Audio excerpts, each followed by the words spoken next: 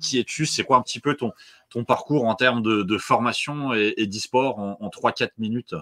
Alors, je m'appelle Victor Breteau, j'ai 26 ans. Comme je disais précédemment, donc, quand j'habite au Mans, dans la Sarthe. En termes d'études, pour être très honnête avec toi, j'ai pas fait grand-chose lié à l'e-sport. C'est un métier de passion, l'e-sport, pour moi. Puisqu'en fait, je suis diplômé d'une licence pro et d'un BTS en commerce international. Le BTS et la licence pro, ça donne pas mal de temps pour développer des activités à côté. J'ai toujours commencé l'e-sport à côté. Ça doit faire 6, bientôt 7 ans que je fais team manager sur Counter-Strike. Avant, j'ai joué à Hearthstone, où j'ai gagné un titre de champion de France en tant que joueur. Et avant encore, je jouais à Yu-Gi-Oh! Le TCG, et comme ça, tu vois un petit peu le cheminement. Mais j'ai toujours eu CS à côté de moi depuis la première version du jeu, 1.6, 1.5, jusqu'à maintenant. Et ça a toujours été un jeu de passion. Et j'ai décidé de me lancer à temps plein du coup en novembre 2021 sur Counter-Strike. Et je suis toujours du coup à temps plein sur cette activité maintenant. Alors, juste avant qu'on continue, je rebondis sur le côté Yu-Gi-Oh! Tu étais en mode jeu de cartes physique Ouais. ou tu jouais sur les consoles ou sur PC? Non, à l'époque, c'était vraiment, tu sais, je me déplaçais, j'avais mes affaires, j'en ai encore des cartes un petit peu dans les rangements, mais non, je me déplaçais, tu sais, les mercredis après-midi, le week-end, soit en France, un peu en Europe. J'ai fait des championnats de France une fois à Paris. J'étais pas le meilleur joueur du monde, ça, c'est certain. Mais tu sais, j'avais 14-15 ans, ça remonte un petit peu maintenant. Et c'était histoire de commencer dans le milieu. C'était surtout, voilà, un peu compétitif, et j'aimais bien ça. C'était l'époque avant que tu aies de la barbe. Ouais, je sais pas si on peut dire que j'ai encore une barbe, hein. Ça, faut le dire vite, hein, parce qu'il manque des, voilà, je vais peut-être aller faire un tour dans des pays voisins. Mais ouais, bon. OK. Alors, aujourd'hui, on est là avec toi justement pour parler de Counter-Strike, CS:GO exactement. Alors pour, peut-être déjà ceux qui ne connaissent pas, CS:GO, est-ce que tu peux déjà expliquer un petit peu, c'est quoi le jeu et c'est quoi le but du jeu? Et ensuite, c'est quoi un petit peu, la scène, e-sport, générale actuelle en France et dans le monde? Counter-Strike, du coup, Global Offensive de son nom complet, c'est un jeu à FPS en 5 contre 5 qui est très compétitif. Il y a pas de solo, faut bien le comprendre. C'est uniquement axé sur la compétition. Le but, c'est que vous avez une équipe de terroristes, une équipe d'antiterroristes, et soit on élimine l'équipe adverse, soit on plante ou on désamorce la bombe, en fonction. Dans le fonctionnement, c'est vraiment simple. Mais là où c'est intéressant, c'est que on est vraiment sur un jeu qui a plein de profondeur tactique notamment, et il faut être et fort individuellement et fort en équipe pour être fort sur le jeu. Et pour répondre à la deuxième partie de ta question, aujourd'hui en France, on est sur une scène qui est bien tissée au niveau associatif. C'est-à-dire qu'en France aujourd'hui, en termes de professionnalisation, il y a très peu de solutions, même si ça s'ouvre de plus en plus avec le temps. Aujourd'hui en France, on a Vitality en tête de liste évidemment, qui ont 3 Français dans leur effectif. On a des équipes un petit peu moins connues, Hit, anciennement Double Poney, Falcon, et évidemment LDLC qui sont professionnels. Et après, on a des équipes comme celles que je dirais chez les hommes, qui sont à des niveaux un tout petit peu en dessous, mais malheureusement qui travaillent à côté. Forcément, parce qu'il faut subvenir à ses besoins. Les opportunités sont pas extrêmement nombreuses, mais il y a pas mal de talent, et j'ose espérer que ça s'ouvre au fur et à mesure. Mmh. Alors le jeu en termes, d'e-sport, ça fait, combien de temps à peu près que, on est dessus, en termes d'e-sport? Comment ça a évolué, ce jeu? C'est un jeu, comme je l'ai dit, qui est très axé sur la compétition, très axé sur affronter ses adversaires et être meilleur qu'eux. Quasiment à la sortie du jeu, donc dès les années 2000-2005, on avait déjà des compétitions en LAN, c'est-à-dire face à ses adversaires en physique, et évidemment sur Internet. On a des joueurs qui se sont démarqués et sur les itérations précédentes du jeu et sur celle-là, qui ont réussi à traverser, on va dire, toutes les versions. Et à l'inverse, on a des joueurs qui arrivent maintenant, des très jeunes, qui commencent à se développer. Euh, Plus le temps passe, évidemment, plus ça grandit. Quand je reprends déjà 5 ans en arrière, les tenants, les aboutissants de la scène n'étaient pas exactement les mêmes qu'aujourd'hui. C'est-à-dire qu'aujourd'hui, on a des équipes académiques, c'est-à-dire avec des très jeunes joueurs, donc moins de 16, moins de 15 ans. qui font de la formation, qui ont les cours à côté. Tu as aussi des équipes qui sont très implantées, justement, avec des profils un petit peu plus âgés. On a vraiment des stars aujourd'hui. Je prends justement IEM Cologne, là, qui était le dernier gros tournoi en date. 1,2 million de spectateurs simultanés sur la finale. Donc, on est sur des audiences qui sont très, très honorables, sachant que c'est un tournoi qui n'est pas un major, c'est-à-dire qui n'est pas, qui est pas en termes de niveau le plus élevé et ni le plus attendu. Donc, aujourd'hui, on est sur une bulle qui est énorme et ça fait que de grandir depuis des années. Ça va faire 15-20 ans que les sports sur Counter-Strike existent. Et moi qui suis présent depuis 5, 6, 7 ans, je le vois grandir. Je vois plus en plus de filles venir. Je vois plus en plus de très jeunes venir, de parents venir. Et les anciens qui sont soit amateurs, soit professionnels, qui se rapprochent de la trentaine, 35 ans, sont toujours présents pour assurer cette transition pour la plupart. Donc c'est un milieu qui est très, très dense et qui est très prenant, très, très prenant. Alors, juste avant qu'on enchaîne sur toi un peu plus en particulier, au niveau justement de la scène un petit peu mondiale, est-ce qu'au niveau de CSGO, c'est un peu comme par exemple les jeux de combat où généralement dans les jeux de combat, c'est celui qui a le plus tryhard le jeu, qui maîtrise, qui va être le meilleur. Au niveau de CSGO, est-ce que on est un peu sur la même dynamique avec est-ce qu'il faut être sur le jeu depuis très longtemps pour être dans les meilleurs, ou est-ce que on est plus sur d'autres aptitudes qui vont vous permettre de gagner? Il y a 2 points. Moi, je compare souvent CSGO à un sport collectif plutôt qu'à un sport individuel. Je prends souvent le football parce que c'est celui que je connais le mieux. Mais tu prends une équipe de football, si sur les 11 joueurs, tu en as 7-8 qui sont très très forts et que tu en as quelques-uns qui sont moyens et qui ont encore besoin d'apprendre, ils vont se faire emporter dans une vague positive évidemment et ils vont pouvoir progresser comme ça. C'est pareil avec Counter-Strike. Justement, cette densité de talent entre les profils qui sont là d'avant et les nouveaux profils permettent d'aplanir un petit peu les choses. Maintenant, il y a plusieurs choses à prendre en compte. Si vous êtes fait pour être professionnel, généralement, vous êtes vite repéré. Si vous êtes bien placé, c'est comme d'habitude. Vous montez et les gens vous repèrent. On a les meilleurs joueurs du monde aujourd'hui qui ont 24, 25, 26 ans, allez, 27 pour les plus âgés, entre guillemets, mais qui sont accompagnés par des beaucoup plus jeunes et qui sont accompagnés par des plus vieux. C'est un mélange des deux. C'est-à-dire qu'il faut et des joueurs qui sont individuellement très, avec un niveau très élevé, mais il faut qu'également en équipe, il y ait une synergie. Il faut qu'en équipe, ça aille bien. Et on a la chance dans Counter-Strike d'avoir des staffs qui sont très performants. J'entends par là des managers, des coachs, des analystes. On a des préparateurs physiques, des préparateurs mentaux, des choses comme ça. Il faut que tout aille pour que ça marche. Mais ça peut aller très vite dans un sens comme dans l'autre. Pour répondre un petit peu à ta question, on a des équipes qui sont restées très longtemps numéro 1 mondiale. Et tu as des équipes à l'inverse qui sont montées très haut très vite et patatras derrière.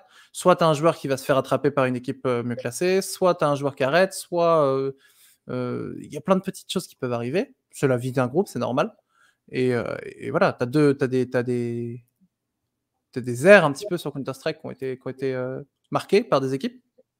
Aujourd'hui, c'est un petit peu plus disparate, mais tu peux aller très vite ou tu peux être très lent. Et on voit, hein, par exemple, chez G2 eSport, on a Jax qui a commencé à être très fort à 27-28 ans. Et à l'inverse, tu as des prodiges à 16-17 ans qui sont déjà dans le plus haut tiers de compétition. Donc, voilà, ça dépend. Ok. Alors, venons plus un petit peu sur toi, puisque toi, tu es team manager. Est-ce que déjà tu peux expliquer un petit peu c'est quoi le rôle du team manager et au final, comment est-ce que tu as fait pour avoir ce rôle? Alors, aujourd'hui, une de mes journées type, c'est basé sur énormément de réactions. Je m'explique. Mon rôle principal, ça va être de gérer tout ce qui ne touche pas au jeu à l'équipe. Donc, je travaille en contact direct avec les 5 joueurs et j'encadre également cette équipe dans son emploi du temps, dans sa gestion du quotidien, dans sa gestion administrative. Donc, j'entends par là, s'il y a des déplacements, c'est à moi de les gérer. Si on a un problème avec un adversaire potentiel, c'est à moi d'aller les contacter, de faire le lien entre les 2 équipes pour s'arranger sur une date à changer, sur un problème pour essayer de le régler.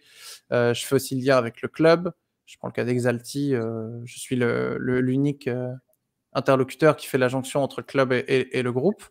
Mon but, ça va être de simplifier vraiment la vie du groupe, que mes joueurs n'ont que pour objectif de se connecter sur le serveur et de faire ce qu'ils ont à faire de mieux, c'est-à-dire jouer à CSGO. Moi, je m'occupe du reste. Donc, en termes de qualité, il faut être humain, très à l'écoute. Il faut être réactif parce que forcément, si tu as un problème qui arrive au milieu de l'après-midi, je te dis une bêtise évidemment, et que pour le soir, il faut régler quelque chose de rapidement, si tu n'es pas là à l'instant T, malheureusement, tu peux passer à côté de pas mal de choses. Ce qui est important également pour un team manager, c'est d'avoir un carnet de contact important parce que les tournois aujourd'hui marchent sur invitation pour la plupart. Et je dis bien tournoi, pas ligue, puisque les ligues, tu te qualifies, tu montes. Mais les tournois, il faut que le manager connaisse la personne, fasse les démarches, s'active pour que son équipe soit visible. Donc cette partie-là, c'est aussi à moi de la faire. La communication également, moi je travaille main dans la main avec le service communication, toujours chez Exalti par exemple, où j'ai une community manager qui est avec moi, qui travaille exclusivement avec moi, un graphiste, un monteur, des choses comme ça, voilà. Et c'est à moi de diriger un petit peu ces gens-là.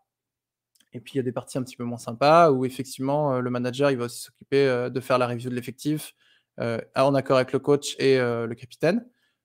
C'est aussi à moi de prendre des décisions un petit peu coup près si besoin sur le comportement, sur le niveau de jeu, de remettre les gens dans leur droit chemin ou de les sortir de l'équipe au besoin. Donc ouais, c'est assez dense comme métier, il y a pas mal de choses à faire. Et ce qui est particulier, c'est qu'on peut avoir des grosses journées. Quand je dis grosse journée, moi, il y a des matins où à 9h, j'étais au boulot et à minuit, 1h du matin, j'étais encore derrière l'ordi. Et il y a des journées où j'ai 2-3 heures de boulot, comme actuellement, puisqu'on est entre deux saisons, où voilà, les inscriptions administratives, que ce soit pour le championnat de France, pour les ligues, tout est fait.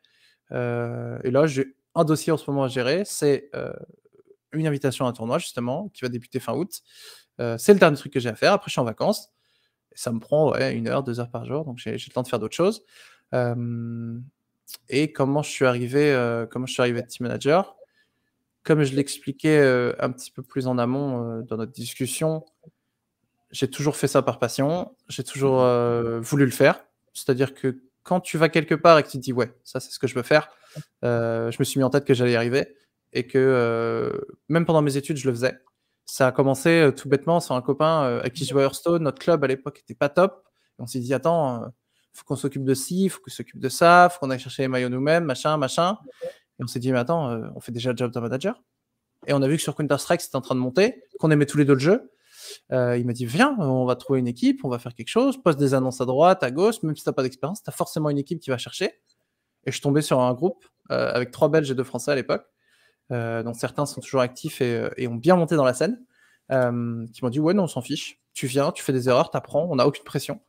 Et je suis resté quelques mois avec eux, de fil en aiguille, une deuxième équipe est venue me chercher, et je suis tombé avec des joueurs qui sont aujourd'hui professionnels, je pense notamment à Mizuta qui est chez Vitality, Idex qui est du côté de Valorant lui mais qui est professionnel, on a Slazy qui est passé professionnel sur Fortnite. 3 sur 5 au bout de sa deuxième équipe qui se professionnalise, forcément, j'ai appris plein de trucs. Et voilà, de fil en aiguille, une deuxième, une troisième, une quatrième équipe, toujours le soir après les cours, jusqu'à me mettre à plein temps, du coup, en novembre de l'année dernière, où là, j'ai pu prendre une deuxième équipe sur la scène féminine. Et j'ai réussi à aligner les horaires pour être dispo tout le temps pour les deux équipes. Et voilà, en gros, c'est de la passion, c'est du temps libre pour commencer, et c'est de l'envie, beaucoup d'envie. Alors, juste sur le côté team manager, tu en as un petit peu parlé, mais pour toi, c'est quoi les 2-3 principales qualités si quelqu'un voulait se lancer là-dedans? Être réactif, être à l'écoute et beaucoup d'abnégation. Il y a beaucoup de comptes redondants, il faut le dire, parce que moi, manger des tonnes et des tonnes de papier, tu vas ouvrir 4 auto-entreprises dans la journée, faire des factures avec tout le monde, et puis derrière, machin, il a un problème parce que son chat, il est malade et que du coup, tu peux pas jouer. Ça fait des journées, des fois, où tu sors de là, tu es là, je m'occupe de grands enfants, ça fait suer. Et tu as des journées, au contraire, où tu te déplaces. Là, je prends l'exemple, je vais en Belgique pour un tournoi au mois de septembre. Je suis dans la préparation, là, parce que forcément, moi, j'ai un joueur qui habite à Valence. Du coup, Valence, Charleroi, c'est pas la porte à côté. Donc, la préparation est un peu pénible, mais quand on y est, c'est tellement agréable de voir tout le monde, ce côté humain, justement. Ça fait 3 mois qu'on bosse, qu'on se parle tous les jours, mais on s'est pas vu. Qu'est-ce que je suis content de te voir. Et je suis content justement d'avoir mis la main à la pâte pour que tout soit bien et que sur place tout se passe bien et que derrière on est juste à performer. C'est pour ça que je dis de l'abnégation, c'est que tu as des jours où vraiment c'est pas agréable. Et à l'écoute parce que voilà, chacun a son petit truc. Il y en a qui ont des régimes alimentaires particuliers, il y en a qui habitent à l'autre bout du monde. Tout con, hein, mais moi j'ai un joueur qui part en Irlande pour son stage cette année. Pour le rapatrier en France tous les week-ends, ça va être compliqué, mais il faut qu'on le fasse. Donc il faut bien écouter ce qu'il dit, bien écouter parce que chacun pleurniche un peu dans son coin. Tu sais, les joueurs, c'est des gens aussi qui ont beaucoup d'ego, ce qui est normal quand tu es compétiteur. Et c'est à moi de faire aussi tu sais, ce côté remise à plat et bien écouter ce qu'ils disent. Et la première qualité, la réactivité, parce que justement, encore une fois, si j'ai un problème à 20h, bah, typiquement ce qui s'est passé avec l'équipe de France, on m'appelle un jeudi matin, on me dit oui, il faut qu'avant 22h ce soir, tous les dossiers, les cartes d'identité, les passeports vaccinaux de tout le monde soient envoyés, sinon vous partez pas. Bon, bah, c'est parti. Hein. Et là, forcément, il faut modifier sa journée en fonction. Donc, ouais, c'est ces trois qualités-là, moi, je dirais, qui font un bon manager.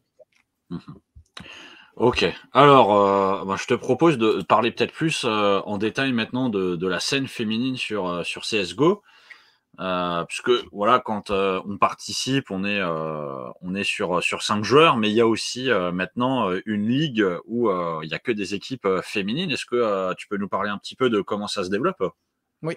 Alors, on a sous l'impulsion de ESL, qui est une des top marques, on va dire, dans la scène Counter-Strike et e-sport en général. Je pense que tous les viewers qui s'intéressent un peu à l'e-sport doivent connaître ESL.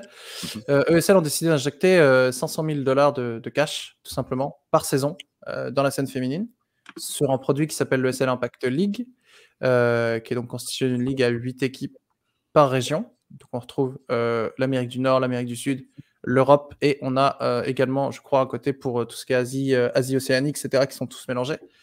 Chacun se bat dans son côté, et les deux meilleures équipes de chaque région se rejoignent en LAN 2 fois par an. On a eu la première LAN à Dallas, et on a la deuxième qui arrive à Jönköping en Suède en novembre. Et à côté de ça, on a une troisième LAN par an avec pas mal de cash prize, c'est-à-dire environ de dotation, 150 000 $ de dotation. Et là, il faut se qualifier. Que tu sois dans la ligue ou pas, tu offres également les possibilités à d'autres équipes féminines de se qualifier sur ces événements-là. Et ça fait 3 LAN de niveau international par an. À côté de ça, on a ce qu'on appelle les Cash Cup. Pareil, libre à chaque équipe féminine de s'inscrire. Et c'est 1 000 € de façon bimensuelle qui sont mis en jeu. La dernière, au passage, c'est nous qui l'avons gagnée. Et on a un classement féminin qui est établi, interrégional. Quand je parle de région, je parle bien de continent. Et en plus de ça, les filles ont désormais la possibilité de façon du coup bimensuelle pour les finalistes de gagner des points pour les classements mondiaux mixtes également. Donc ça fait un beau circuit et on a maintenant, après cette impulsion-là, des événements un petit peu à part. Je pense à Girl Gamer, qui est une entreprise qui était un petit peu inactive, qui revient sur le devant de la scène justement, qui organise des événements multi-jeux, multi-gaming. On a eu un événement sur League of Legends, il me semble qu'on va en avoir un sur Counter-Strike en Asie qui arrive.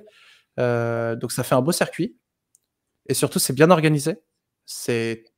Avant, c'était très erratique. Il y avait énormément de choses. Mais il fallait être très réactif parce que c'était un peu caché, qu'il fallait chercher loin. Aujourd'hui, tu as tout à disposition. Tu as un interlocuteur unique pour 90% des tournois. Et ça rend la vie bien plus facile de tous les acteurs de cette scène. Alors, évidemment, juste sur la scène féminine, la question qu'on se pose en tant que Français, c'est est-ce qu'il y a des Françaises qui réussissent à performer là-dessus ou pas? Oui. Alors, dans mon équipe, j'ai KOD, qui est considérée comme une des meilleures joueuses du monde, tout simplement, qui est française. Colline, qui est elle de Rennes, qui a longtemps...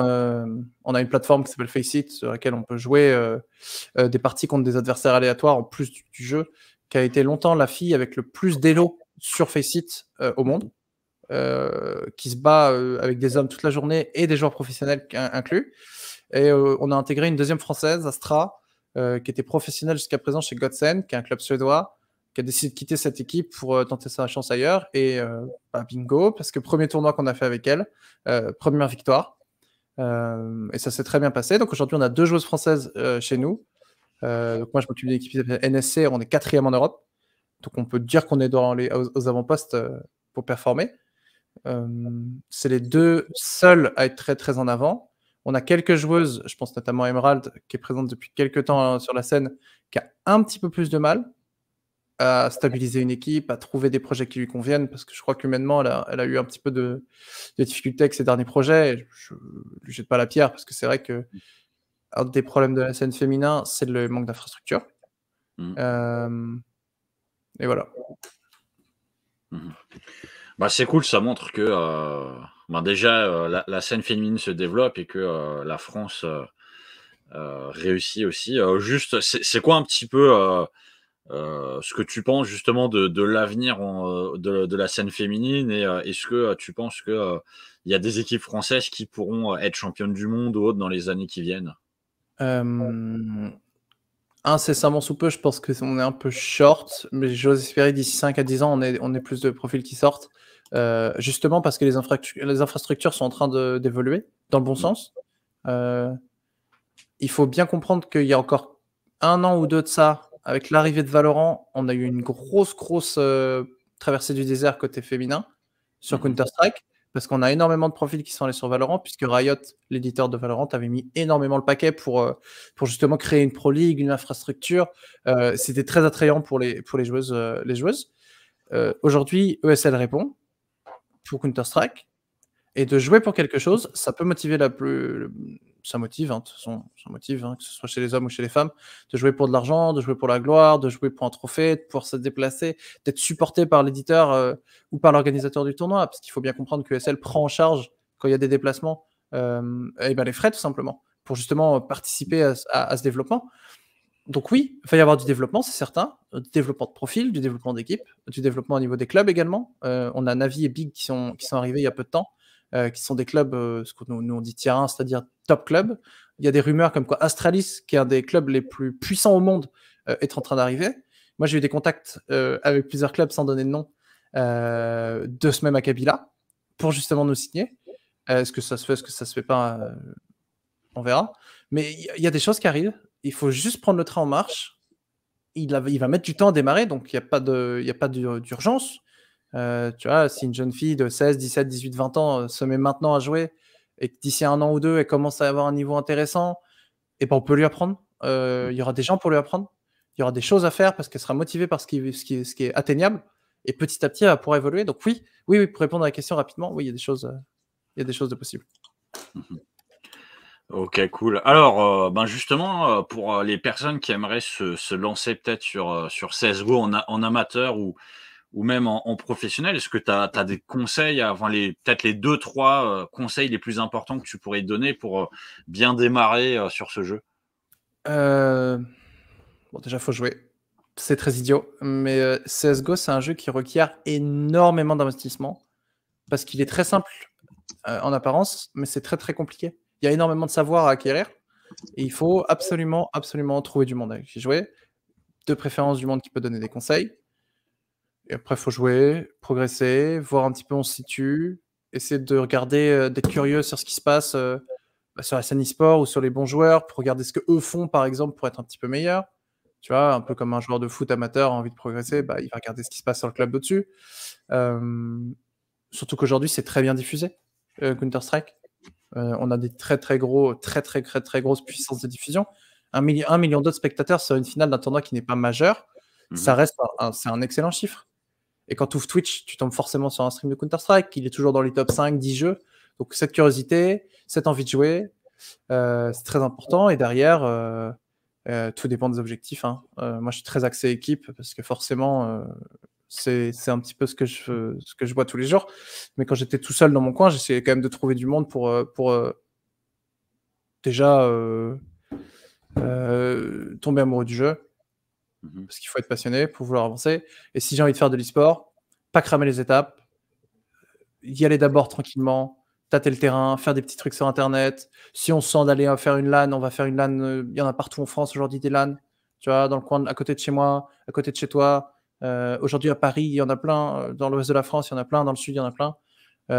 Et voir un petit peu qui fait quoi, essayer de comprendre la scène et voilà, petit à petit, se mettre dedans. Se mettre dedans petit à petit. Et pour l'e-sport, faut pas penser d'abord être le meilleur, faut d'abord apprendre, se faire casser la gueule et progresser. Je suis sûr qu'il y a plein de gens qui aiment se faire casser la gueule, Ah bah, moi, je sur me suis Twitter. fait sincèrement, hein, je me suis fait casser la gueule en équipe, des nombres de fois, même en LAN, on dormait sous le bureau, on n'allait pas à l'hôtel. Ça, c'est des petits trucs, mais maintenant, il est inconcevable pour moi ou pour une de mes équipes, et ça peut paraître prétentieux, mais de ne pas avoir un hôtel payé ou quoi que ce soit comme ça. Et c'est voilà, ça avance et c'est normal aussi en progressant, je pense, d'avoir des choses qui nous accompagnent. Mhm.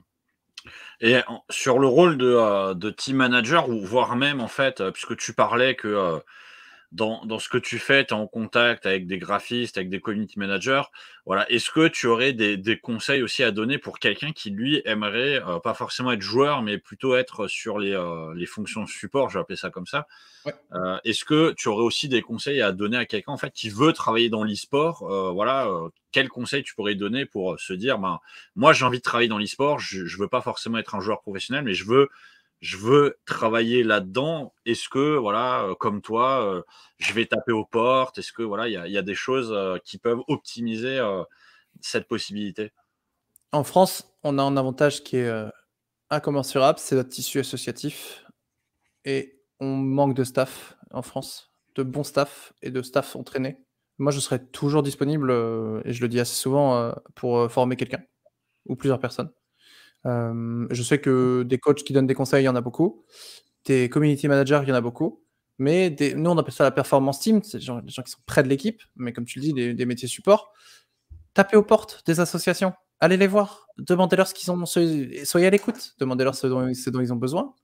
Si eux ont peut-être pas besoin, ils vont peut-être connaître quelqu'un qui cherche, et petit à petit, on se retrouve dans des équipes. Moi, c'est comme ça que j'ai commencé. J'ai mis une annonce sur, c'était, Sick Team. En mode voilà, je commence.